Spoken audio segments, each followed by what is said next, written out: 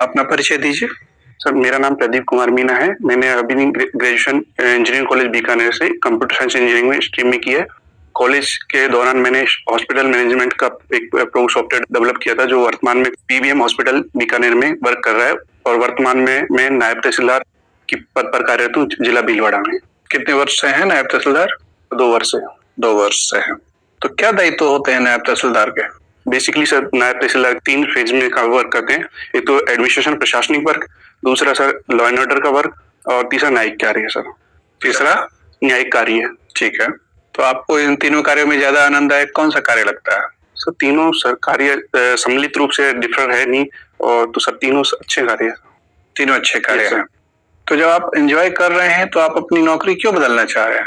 Sir, मैं civil service में ही आगे बढ़ना चाहता हूं। तो सर जो इससे अपर सिविल सर्विस एग्जाम है, उसमें नायब तहसीलदार प्रशासनिक सर्विस में ही ऊपर आने का मौका मिलता है। अच्छा। विनिमय दर जानते हैं क्या होता है? Yes sir. विनिमय दर रुपया का? Yes sir. क्या होता है?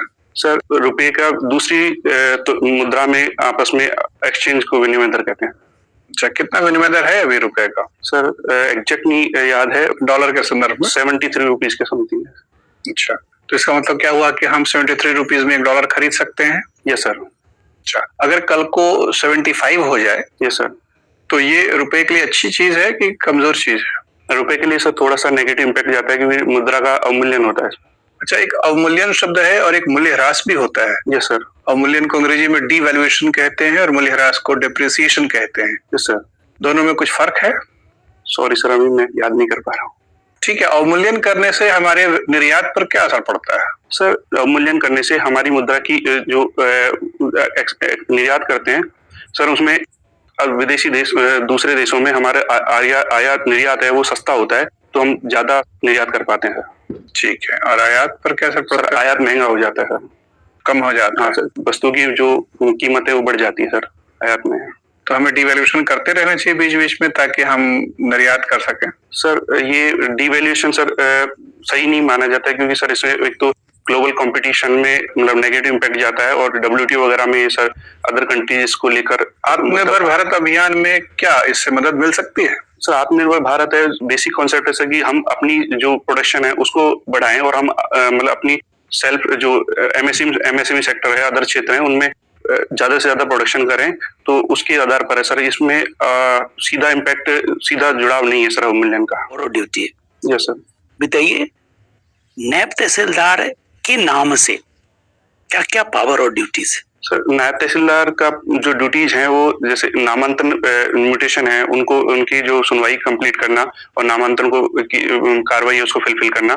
दूसरा सर कार्य है जो सीमा ज्ञान है और पत्थरगढ़ी है, ये इस संदर्भ में कार्य पटवारी और गिरदावल के थ्रू माध्यम से कार्य। किन किन सेक्शन के तहत नायब तहसीलदार एज अ आपको 3rd class magistrate yes sir अपने रेवेन्यू कोर्ट में लैंड डिस्प्यूट के मामला को देखता है? सर, एक तो सर धारा 91 है, उसमें अतिक्रमण होते हैं, उन अतिक्रमण की कार्रवाई की जाती है।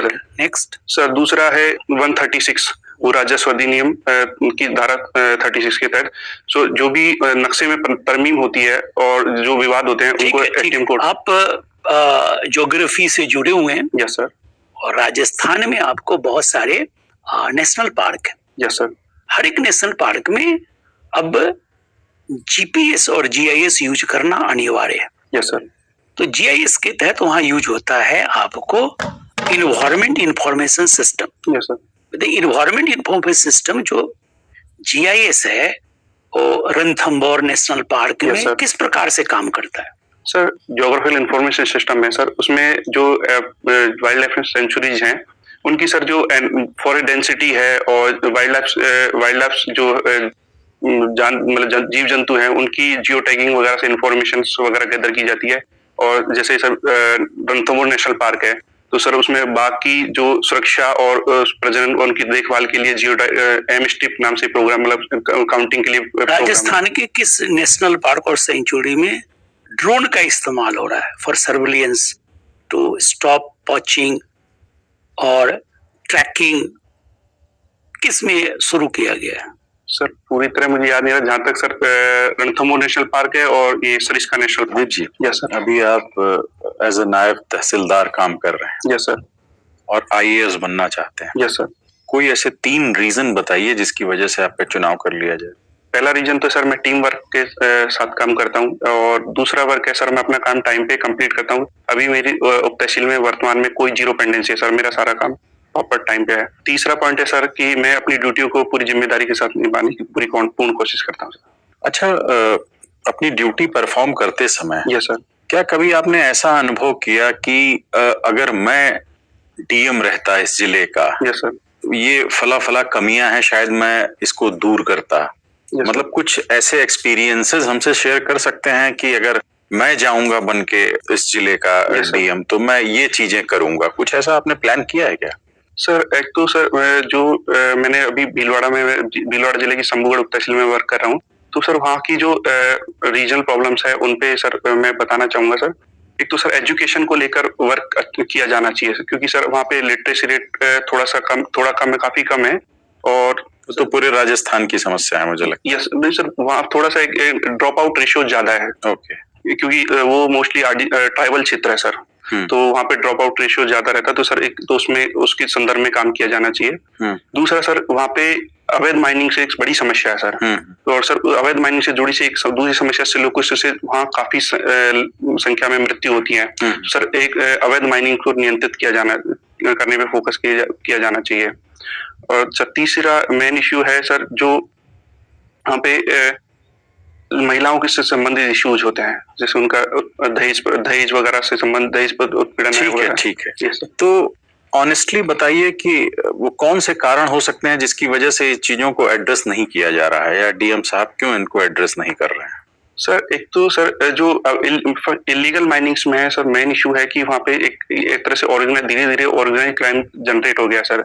और सर दूसरा उसमें जो ठीक से एड्रेस नहीं होने के पीछे एक रीजन ये भी है कि सर एक वहाँ जो कैडर स्ट्रेंथ है वो वीक है, तो सर पुलिस और प्रशासन के बीच में सही तरीके से कोऑर्डिनेशन नहीं हो पाता है, तो उसका फायदा सर इलीगल माइनिंग्स वाले करने वाले उठाते हैं सर उसका। चलिए, राजस्थान में बाल विवाह की एक प्रमुख समस्या रही है। मान लीजिए आपका सिलेक्शन होता है और आप किसी जिले में तैनात हैं। Yes sir. और आपको सूचना मिलती है कि वहाँ के जो भी एमपी हैं या एमएलए हैं वो एक समारोह का आयोजन कर रहे हैं, और उस समारोह में कम से कम 50 लोगों का बाल विवाह कराया जाएगा। Yes sir. और वहाँ 30-40 हजार की भीड़ पूरी इकट्ठा है और पूरा मतलब उसको सेलिब्रेट कर रहे हैं वो। और आपको सूचना मिली कि बस विवाह होने जा रहा है आधे घंटे में, क्या करेंगे आप? सर सबसे पहले तो सर इसमें स्थानीय प्रशासन को भेजकर वहां से संबंधित जानकारी ली जाएगी कि जो ऐसा समारोह हो रहा है वाकई में हो रहा है या नहीं हो रहा है। नहीं हो रहा है। Yes sir. हाँ। तो सर स्थानीय प्रशासन को भेजा जाएगा, साथ ही साथ जो सम्मानीय जनप्रतिनिधि हैं उनसे बात की जाएगी, उनको जो कानूनी प्रोविजंस है उनके बारे में समझाया जाएगा, और जिनके भविष्य में होने वाले इम्पैक्ट्स हैं चाइल्ड मैरिज से उनके बारे में अवेयर किया जाएगा, और उनसे रिक्वेस्ट की जाएगी कि इस ऐसे समारोह को ना किया जाए। अगर फिर भी सर समारोह हो रहा है तो सर पुलिस के साथ स्ट्रिक्टली मतलब संयुक्त कोऑर्डिनेशन करते हुए ऐसे समारोह को रुकवाया जाएगा। आपको लगता है एक तो वो लोग अवेयर हैं ऑलरेडी ये इलीगल है, नहीं होना चाहिए, लेकिन जनता को देखते हुए वो करा रहे हैं? Yes sir. और इतनी भीड़ को आप पुलिस के साथ कंट्रोल कर लेंगे? सर इसमें सर मीडिया का भी सहयोग लिया जा सकता है, क्योंकि सर जनप्रतिनिधि होते हैं, उनकी एक छवि होती है जनता में, तो अगर वो इस तरीके का प्रोग्राम करवा रहे हैं तो उनको लगेगा कि हमारी छवि धूमिल होगी, तो वो शायद संभवतः इस प्रोग्राम को रोक देंगे। ठीक है। आप ज्योग्राफी के स्टूडेंट हैं। अभी हाल ही में कनाडा में टेम्परेचर इतना ज्यादा बढ़ गया, इतनी गर्मी बढ़ गई कि उससे कई लोग मर गए। Yes sir. बता सकते हैं कि टेम्परेचर में जो अनयूजुअल इंक्रीज था, मतलब क्या कारण था इसके पीछे? सिर्फ कारण बता दीजिए। सर ये हीट वेव के कारण हुआ है, और जो मोस्टली सर जो पोलर वॉर्टेक्स है, ध्रुवीय भंवर है, और ये जेट पवनें हैं, उनकी सर उसमें विकृति ज्यादा आ गई है सर। तो जो हीट वेव है, जो गर्म पवन है, उनका विस्तार कनाडा के दूर